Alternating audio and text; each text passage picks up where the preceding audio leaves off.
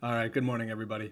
So I thought it was so funny. I'm like walking the dog and I just start laughing to myself about how there's like a pill bottle of like acetaminophen in my office, or maybe you see some Advil like behind the desk. If you ever come in, you know, where Amanda's sitting sometimes, like maybe there is like a bottle of medication. Or is it medication? It's so ridiculous. Like a bottle of pills over the counter, you know, ibuprofen pain relievers. And in this case, you know, acetaminophen, or I'm like, I'll use Excedrin if I start to get a headache. And I'm walking the dog, and I was like, oh man, what does that look like? You know, chiropractor has pill bottles, and it got me thinking about like how it's just so funny. Like there really is this like issue going on culturally in many different areas. So it's not like just like a chiropractic thing. It's like all or nothing approach, right? The all or nothing approach. Example, in my profession, be like, oh, you got adjusted and you didn't not just feel better, but you weren't healed. It didn't work. Like all or nothing. Versus like getting pain relief from symptoms once in a while when you're getting an adjustment, not like some devastating injury that you're working like with a care plan to progress through. But like, you know, oh, I feel a little bit better. I lifted a lot of weights and my back is taxed. I went for a run and my back hurts, and then I went and got adjusted, but like the pain didn't go away.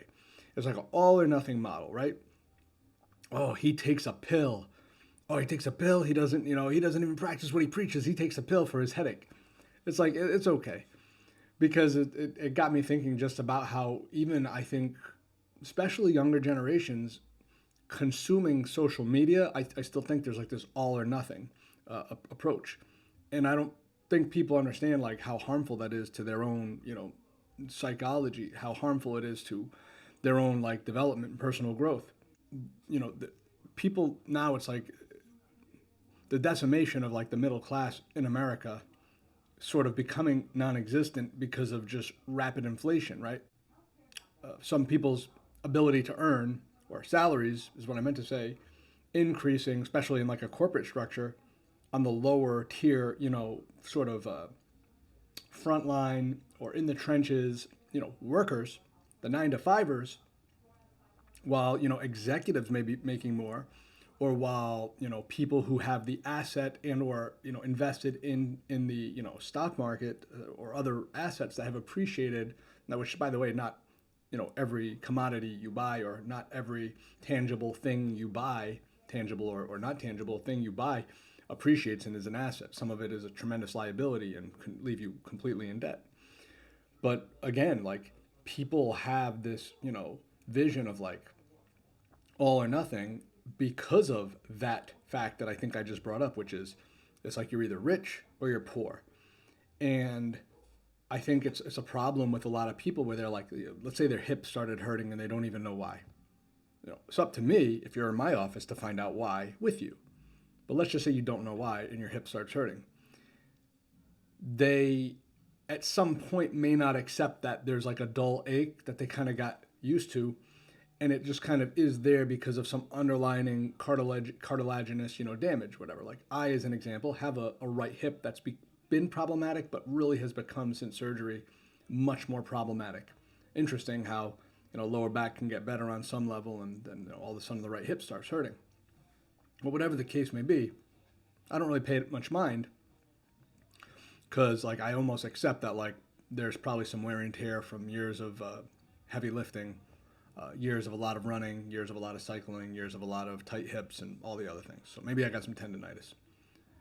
But I think people are like, my hip hurts. I need it to be fixed. I want to know what that underlining thing is. I need it to be gone. And let's just say not for a reason of it's really bothering me and I need it to function because I, run 30 miles a week. And it gets worse when you run. No, they just don't want to be in pain. And being in pain as a signal, because that's all that pain is. Pain is a signal. It's a neuro-inflammatory signal to the brain that like something's going on at that level or that tissue. And to understand that if you have less pain as opposed to a great deal of pain, that's a big victory. And there are probably going to be 100 things. I'm like giggling because like 100, that might be an exaggeration, but like many things you do, many things you do to manage that area or wherever you're having pain to inevitably, manage the pain to where it's very minimalistic. A good friend of mine taught me long ago, when it comes to these chronic debilitating type pains, you're going to have more good days than bad, and that should be the goal. Many, many, many, many more good days than the bad days. And that stuck with me because the bottom line is it's true. And anyone who's trying to sell you on something bigger than that, like a fix or a heal or a magical pill that you need to take all the time, you do not. You use it from time to time. There is no all or nothing approach. I think it's terrible to be in that situation of like black, white. I have this thing that I like to say where it's live in the gray. We talk about the spectrum of health all the time on this channel, and I think that is so true. And it's just so funny to me. I'm walking, and it just absolutely just gets to me of like, oh, what's the perception? Oh God, I had to take Excedrin today to function. So I was getting a headache. My body hurt a little bit. I took some Excedrin. You quitter. Stop. Just stop. Especially the people that are vitalistic and they hate taking medicine. It's like, let your guard down a little. This is not something that I'm advocating for every day. It's just like even someone like me who was yesterday trying to make a video about going to the chiropractor and how chiropractic and exercise and eating healthy and reducing inflammation and being mindful and active and progressive motion and all these things. You can take an Excedrin. You can take an Advil. Like, it's okay. There's reasons to choose one or the other, but that's not what this is about. The last thing I was going to say was there a last thing I was going to say? No, I think we're coming up on Thanksgiving. And for those of you that are patients of mine, I really want to tell you, thank you so much for faith and belief in me and what I do here and this clinic and what the future holds for this clinic. I honestly don't know, but we are heading in the right direction of growth. And I would, I just really am so thankful because this is what I love to do. This is what I love to do. And I want everyone to have a great holiday. I'll be here the days preceding or leading up to Thanksgiving, and then we'll be closed for the entire weekend, and we'll come back on the Tuesday after Thanksgiving. Everybody, have a wonderful day. Thank you for tuning in, and until next time, this is Dr. Pearlman.